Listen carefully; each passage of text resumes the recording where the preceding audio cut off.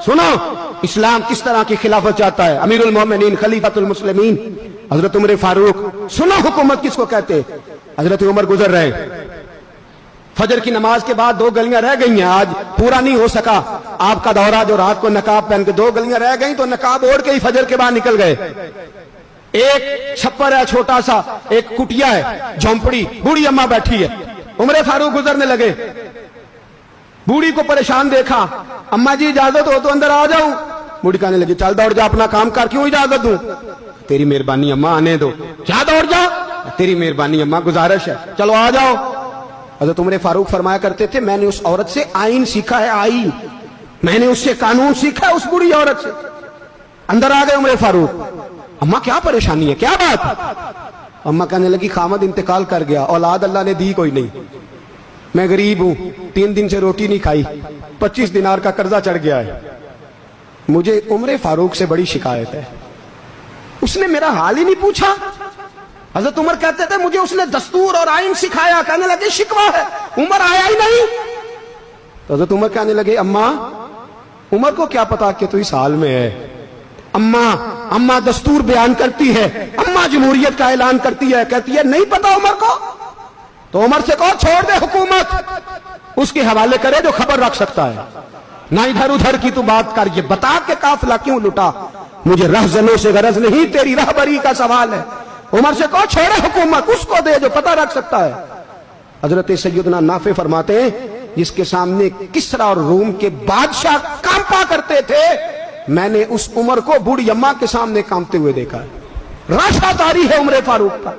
दौड़े गए, 25 दिनार लाए, राशन रख के लाए, रोटियां पकाई, बूढ़ी अम्मा को खिलाई। कहने लगे अम्मा 25 दिनार ले ले और चल, गलती हो गई, उमर को माफ कर दे।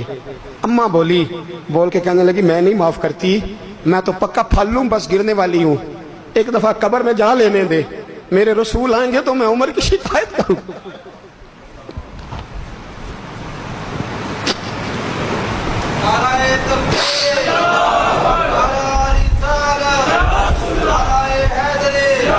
फरमाया मैं शिकायत करूंगी महबूब पाक से और अर्ज करूंगी हुजूर इसे पूछ। इसको निगरान बनाया गया, इसने मुझ बेवा लबारस की खबर ही नहीं ली। यह है आईन इस्लाम, यह है दस्तूर मुस्तफा करीम सल्लल्लाहु अलैहि वसल्लम। यहां कितने गरीब भूखे सोते हैं, कितनों के बच्चे रोज अगवा होते हैं, कितनी मुसीबतें। गवर्नमेंट कहती है कुछ भी नहीं, कुछ भी नहीं, कुछ भी नहीं, अफवाह ही है, अफवाह ही है। अफवाह है तो उसका इलाज क्यों नहीं होता। आप मैदान में सरेआम आके उसका ऐलान क्यों नहीं करते। जागिए और सुनिए मेरी बात। हजरत सैयदना फारूक आजम ने 25 दिनार दिए, फिर उस अम्मा को खाना दिया। कोई बरादरी नहीं इस अम्मा की, कोई वोट बैंक नहीं, कोई ये अम्मा किसी बड़ी बरादरी की नहीं जिसका 2 लाख वोट हो। अमीरुल मोमिनीन होके उमर फारूक अम्मा के कदमों में बैठ गए।